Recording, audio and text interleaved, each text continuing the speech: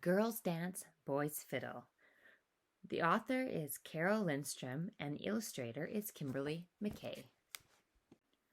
Papa's teaching me to play the fiddle for ma mère's bush dance, said Matisse as she reached for more fry bread.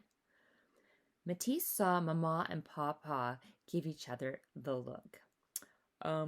We were thinking that you would be dancing, not playing the fiddle, Papa said. Yes, dear, we want you to learn the butterfly dance to surprise ma mère, Mama said. It would be a nice way to honor her for her birthday. But I want to play the fiddle, said Matisse, feeling her throat tighten. Girls dance, boys fiddle, Mama told her. It would be good for you to learn some more of your heritage. Yes, Mama, whispered Matisse, excusing herself from the table. Matisse sat under her favorite oak tree. Slipping off her shoes, she ran her toes through the soft grass. I can't let ma mère down for not dancing for her, she thought, but I want to play the fiddle. If they could hear me play and see how the spirit moves inside me when I hold the bow and fiddle, I am sure they would understand why I must play. She made her decision. She would do both. Every day after school, Matisse practiced the butterfly dance with Mama. We're going to work on jigging now, Mama said. Let's start with the second part and see how you do. Mama started the video and slowly moved through the steps to show Matisse. Your turn. We'll start slow and work up to faster. Matisse plodded through the slow steps, missing the beat and losing her place in the music.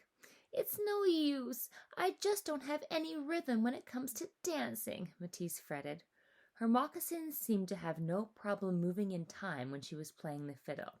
You're like a loon, clumsy on land, Mama said, laughing. You just need more practice. But it seemed no matter how many times Matisse tried, she couldn't glide across the floor like other dancers. On her way to Pépère's house, she ran into Monok. How's dancing coming? He asked her. Not so good. I have 2 left feet, she said. I'll tell you a secret. Pépère's teaching me to play the fiddle so I can play at the dance, she said with excitement.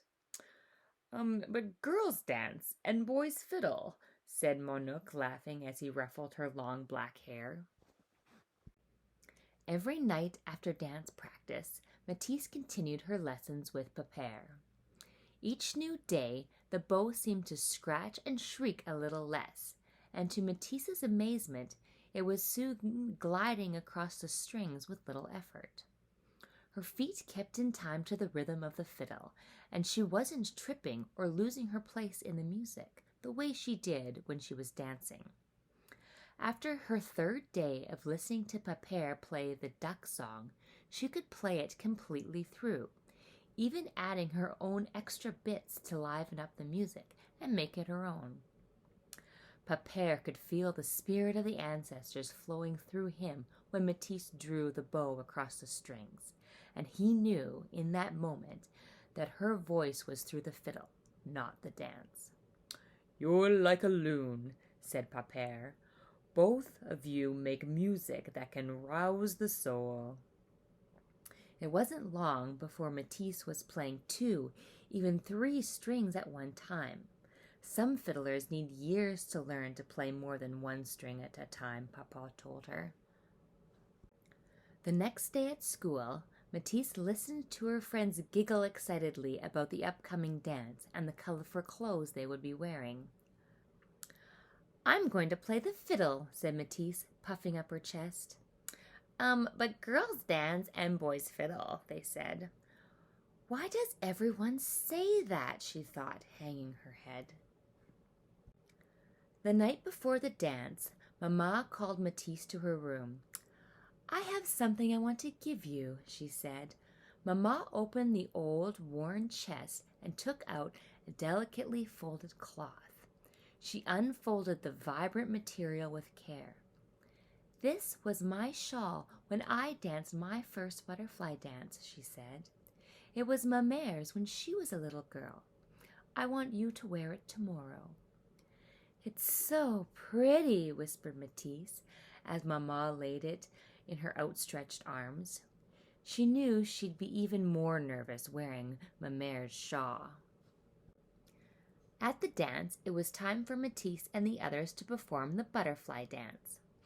"I know why they call it the butterfly dance," she thought, "because I have so many butterflies in my stomach." The fiddle music started. With hands clapping and feet tamping, Matisse and the other dancers began promenading around the floor, do-si-doing as the fiddler changed tunes. As the music grew faster, the dancers unfolded their brightly colored wings to the beat of the music. Matisse tried to flutter her shawl around like a butterfly wing, but it tangled around her legs, and she tripped into other dancers. Her cheeks grew hot as she struggled to keep up with the tempo, her moccasins dragging on the wood floor. Friends around her looked alarmed.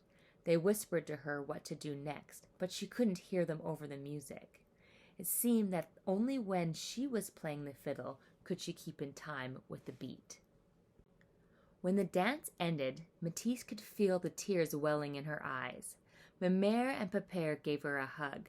"That was lovely, dear," said Ma Mère, but Matisse knew she'd let them down. "I tried my best, but I have 2 left feet." Wanting to be alone, she headed for the door, grabbing her fiddle case on the way. With no one around to see, Matisse tried to mimic the dance steps she'd practiced for the past few weeks. Her left foot got tangled with her right, and soon she was lying in the grass. There she spotted her fiddle case. Wiping her moist eyes with her hand, she picked up her fiddle.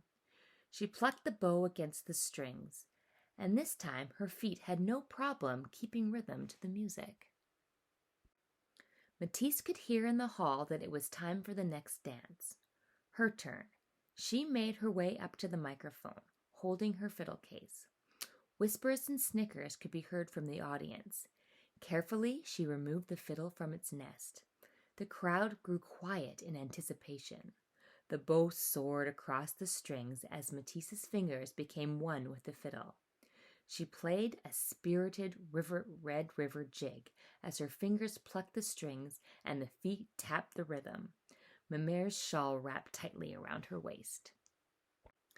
Papa sprung up and reached for Mamma's hand. He spun her around the dance floor. The spirit of their ancestors resonated from the strings. Mamma and Papa caught the spirit of the music. Ma Mère was tapping her feet to the music. Even Brother was clapping, keeping time with the beat. Lights and shadows spun faster and faster with the tempo of the dancers' feet. Loud laughter mixed with the fiddle's shriek as the music of trembling strings filled the air. The song ended with a flourish, and the crowd erupted with applause. Everyone crowded around Matisse, hugging and kissing her. Even her brother patted her on the back. Matisse beamed. "I told you, some girls dance and some girls play the fiddle."